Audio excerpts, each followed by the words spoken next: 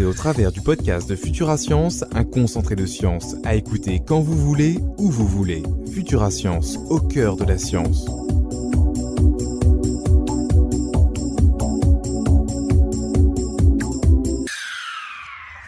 Bonjour, voici le podcast mensuel du site futurascience.com. Pour ce premier podcast mensuel de l'année, nous vous proposons un entretien avec Jean-Eudes Arlot, directeur de recherche du CNRS à l'Institut de mécanique céleste et de calcul des éphémérides. Avec lui, nous allons parler de Pluton, récemment déchu de son statut de planète. Alors, monsieur Jean-Eudes Arlot, comment a été découverte Pluton ? Il faut revenir au XIXe siècle, où Le Verrier, qui était astronome à l'Observatoire de Paris, a découvert une planète rien que par le calcul. Il observait les planètes, et en observant un mouvement un peu qui ne correspondait pas à ce qu'il attendait pour Uranus, il s'est dit, il doit y avoir une autre planète qu'on ne connaît pas. Donc il a fait des calculs et il a dit cette planète doit être à tel endroit dans le ciel. Les observateurs ont braqué leur télescope vers cet endroit et ils ont effectivement découvert une planète. Donc c'était extraordinaire de penser que par le calcul on pouvait dire là il doit y avoir une planète. Alors ce qu'on s'est dit, s'il y en a une encore un petit peu plus loin, on doit pouvoir faire la même chose. Donc on a fait la même chose avec la dernière planète qui était Neptune, donc maintenant, et on s'est dit il doit y avoir une 9e planète à tel endroit. On a cherché et on n'a rien trouvé. Alors on a dit, elle doit être un petit peu à côté. Alors on a cherché longtemps et on a fini en 1930 par la découvrir. Alors on s'est dit, on a refait le même coup que la dernière fois, on a découvert une nouvelle planète. Et puis on s'est rendu compte, peu après, que finalement c'était par hasard qu'on avait trouvé cet astre, que ça n'était pas vraiment une planète, c'était tout petit. Alors comme c'était la dernière planète, on a gardé pendant longtemps le nom de planète. Mais et un jour, il a bien fallu se décider à changer les définitions. C'est un petit peu normal. Pluton est-elle considérée comme une planète tellurique ou une planète gazeuse ? Eh bien justement, c'est bien parce que ça n'est ni l'un ni l'autre qu'on l'a déclassé et que ça n'est plus une planète. Pluton, c'est quelque chose de beaucoup plus petit que les planètes telluriques. On ignore un petit peu sa composition, mais on pense que c'est un astre glacé qui est fait de beaucoup de glace, ce qui n'est pas du tout le cas des planètes telluriques. On connaît Pluton justement avec une lune, la lune qui s'appelle Charon. Oui, c'est ça. Cette lune est née de Pluton ou est-ce que c'est un corps qui a été attrapé par la gravitation de Pluton ? Alors ça, c'est très difficile à dire parce que c'est des corps qui sont très loin, qu'on connaît depuis peu de temps. C'est probablement un astéroïde double. On a remarqué que beaucoup d'astéroïdes étaient doubles, soit qu'ils ont reçu un choc, et donc le système s'est construit à la suite d'un choc. C'est possible. Et donc ces deux corps qui volent l'un à côté de l'autre, sans qu'on puisse dire que l'un est plus satellite que l'autre. Alors dans le cas de Pluton, Charon est évidemment plus petit, donc c'est lui qui tourne autour de Pluton. Mais quand même, c'est des corps, c'est plutôt un astéroïde double qu'une planète avec un satellite. On a découvert récemment, en plus de Charon, 2 nouveaux satellites qui tournent autour de Pluton. Ça a été découvert par le télescope spatial Hubble en mai 2005 et ils ont été baptisés Nix et Hydra par l'Union astronomique internationale. Ces lunes de Pluton sont en fait issues aussi de la formation de Pluton, ou est-ce que c'est tout comme pour Charon où on se pose cette question de savoir s'il a été capturé ? Est-ce que ce ne serait pas en fait des objets transneptuniens ? Oui, mais Pluton est un objet transneptunien. Pluton, Charon et ses satellites représentent des objets transneptuniens puisqu'ils vont au-delà de Neptune. Et on a découvert énormément d'objets de ce type. Alors, c'est vrai que Pluton nous intéresse particulièrement parce qu'on le connaît depuis très longtemps. On a découvert ce satellite Charon en 1978, donc c'est relativement récent, et le télescope spatial vient de découvrir 2 nouveaux satellites qui sont tout petits, aussi autour de Pluton. Alors ce sont probablement des débris d'une ancienne collision, et ces 2 débris sont suffisamment gros pour qu'on les voit depuis la Terre. Il y en a peut-être d'autres, mais on ne les voit pas. et sont toujours en orbite autour de Pluton. Donc à suivre, on aura sûrement avec l'approche de New Horizons, parce que je pense qu'elle va pas observer que Pluton, mais qu'elle va en profiter aussi pour jeter un œil, si on peut dire, sur ces satellites Charon ainsi que Hydra et Nix. Tout à fait, et on peut s'attendre à ce que la sonde découvre d'autres objets autour de Pluton. Il faut dire une chose, c'est qu'elle arrivera tellement vite qu'elle ne pourra pas s'arrêter. C'est-à-dire qu'elle va passer au large de Pluton, mais elle ne pourra pas se satelliser autour de Pluton parce que sa vitesse sera trop importante. Donc elle aura très peu de temps pour avoir toutes les informations sur Pluton et son environnement. Le 24 août, l'Union astronomique internationale a rétrogradé Pluton, qui ne fait désormais plus partie du système solaire. Alors on a désormais plus que 8 planètes dans le système solaire. D'où vient cette décision ? Qu'est-ce qui a motivé les chercheurs à prendre cette décision et à la rétrograder ? Alors je vais corriger ce que vous dites, parce que vous dites que Pluton n'est plus une planète du système solaire. Pluton appartient toujours au système solaire, mais Pluton n'a plus le statut de planète. D'accord. Alors pourquoi ? C'est pour ça faisait longtemps qu'on disait quand même Pluton ne ressemble pas beaucoup aux autres planètes, mais enfin bon, on a dit que c'était une planète, c'est pas tellement gênant, on peut continuer.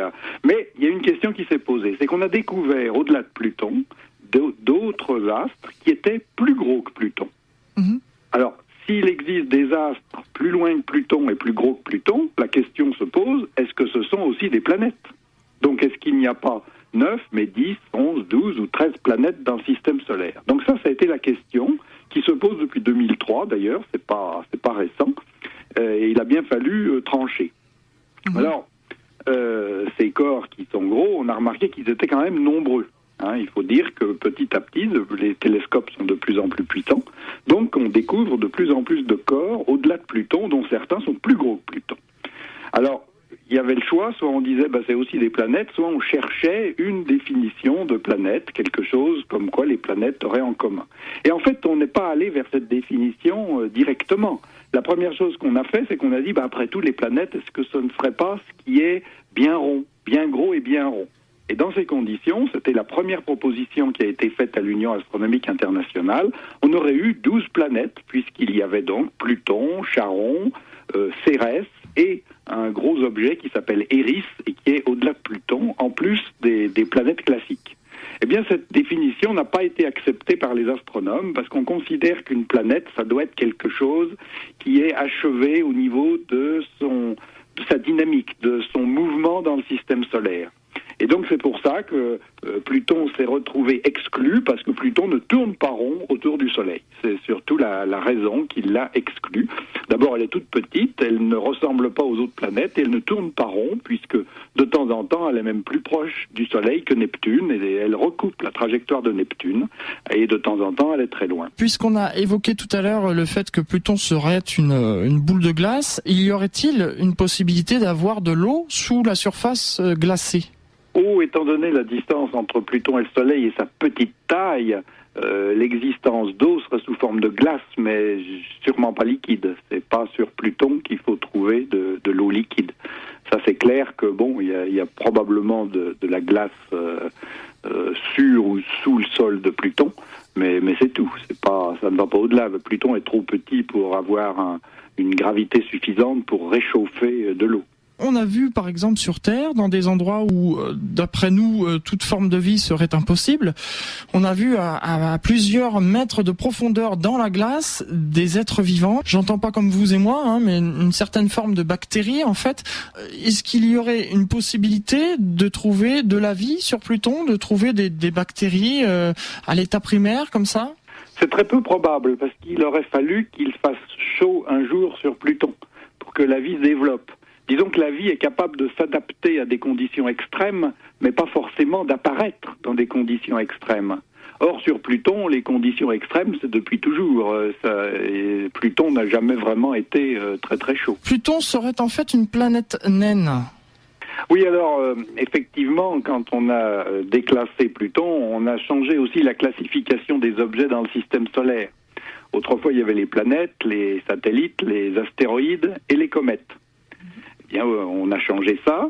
Il y a toujours les planètes qui ne sont plus que 8. Il y a les satellites, c'est ce qui tourne autour d'une planète. Mais il n'y a plus les astéroïdes et les comètes. Il y a les planètes naines qui sont des corps du système solaire qui ont une forme arrondie, c'est-à-dire qui sont suffisamment gros pour avoir acquis cette forme ronde. Et il y a les petits objets du système solaire qui rassemblent aussi bien les astéroïdes sous forme de gros cailloux que les comètes. Est-ce qu'on peut dire en fait maintenant que le système solaire en fait aurait 3 catégories, les planètes telluriques, les géantes gazeuses et les planètes naines? Oui, mais il y a aussi en plus tous les petits corps qui ne sont les comètes et les astéroïdes qu'il faut rajouter. Après Pluton, on l'a évoqué un peu, il y a d'autres planètes. On a aussi cette fameuse planète Xena dont on a parlé il y a de cela quelques années déjà, qu'elle a été découverte. En 2003. En 2003, d'accord. Elle a été découverte comment, cette planète ? Bien, c'est tout simplement qu'on a des télescopes de plus en plus puissants.